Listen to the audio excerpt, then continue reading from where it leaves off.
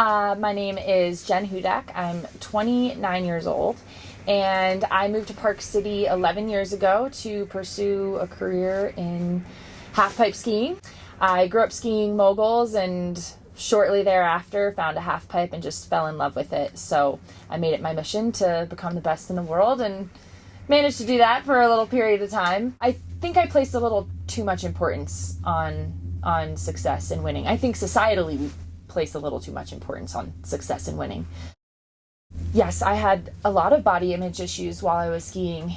My body image issues probably started when I was in high school. I went through a rapid growth spurt when I was 13 or 14 years old and suddenly was 5'9" and 145 pounds, and then later started filling out a little more, and I wasn't like this little petite thing anymore that everyone told me was how I was supposed to look.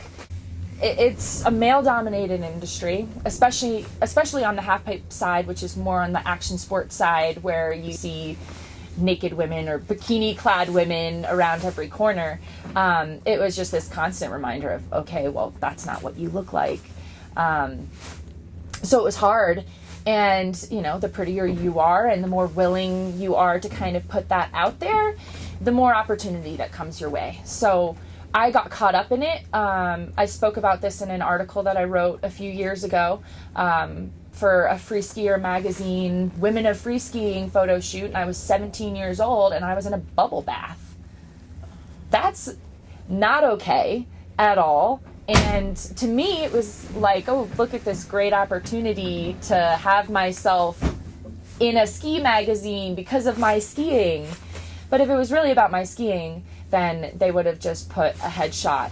The ski media needs to do a better job of covering women based on their skill and resisting the urge and the easy out of focusing on the female athletes who are decent athletes and really pretty.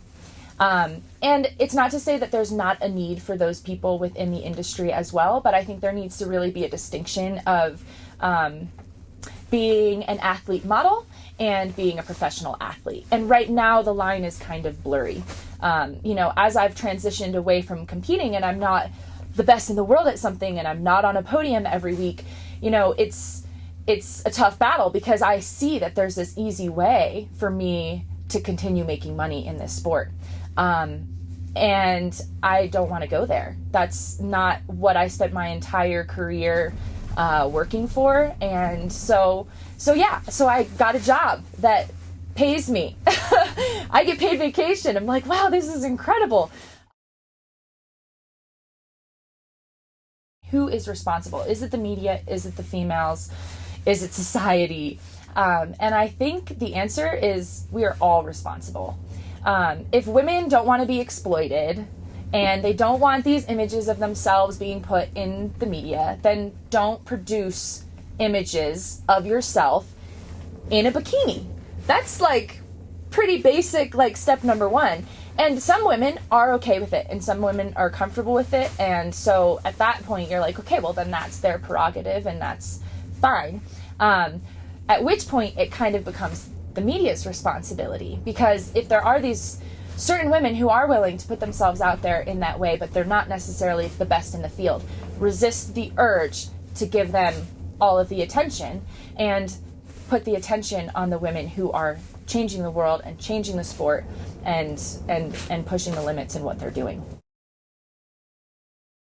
Brands can do a lot to help women, and it starts by really beginning to understand what women want and need in a company. It's been unfortunate. I've seen a lot of brands who will want to create like a women's line, but at the same time they're not supporting female athletes. They're not supporting females on social media. And it has to be like all encompassing. You have to be all in your support of women and their unique needs and their unique value.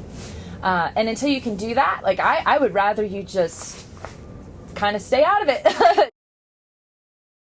They're fighting over more resources. The resources for women proportionally to the number of women is smaller than it is for the guys. And they can complain about how much money we make or don't make and how our level of skiing is less than their level of skiing or whatever. But at the same time, I mean, we are taking the same level of risk, and you can't deny it at this point after things that have happened to athletes. So my relationship with Sarah Burke was an interesting one.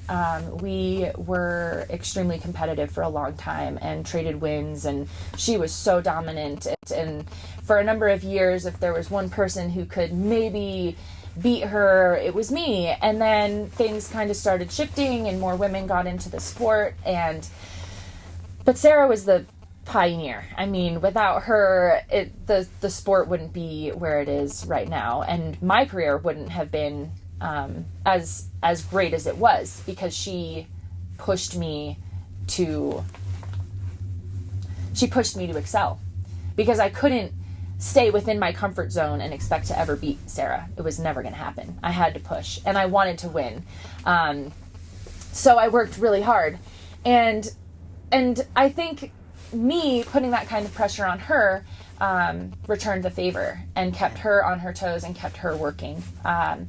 After it was 2011 Winter X Games in Tignes in France, I crashed and dislocated my shoulder, and she sent me this email that was, I still have it saved because it was probably one of the most important emails that was ever sent to me. But she said, "I need you back out here."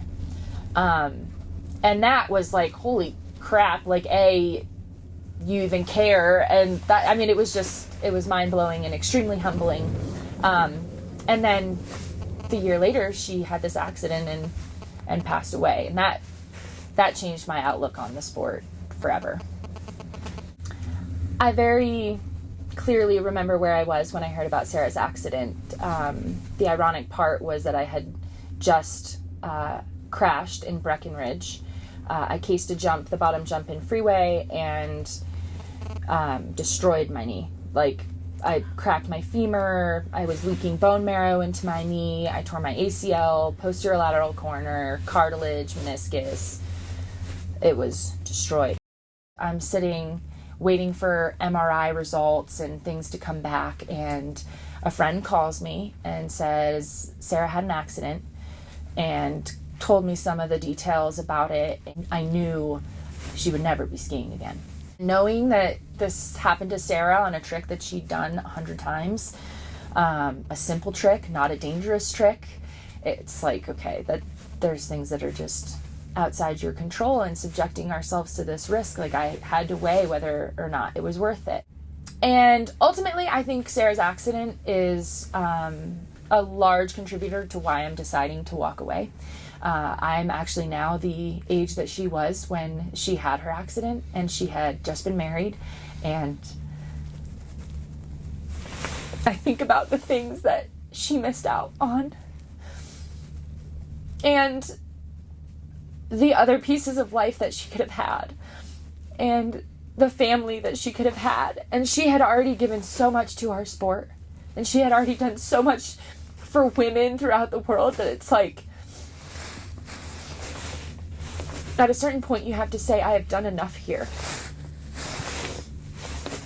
and walk away, with a little bit undone. If that little bit undone, you don't know what else comes with that. There's a price for everything.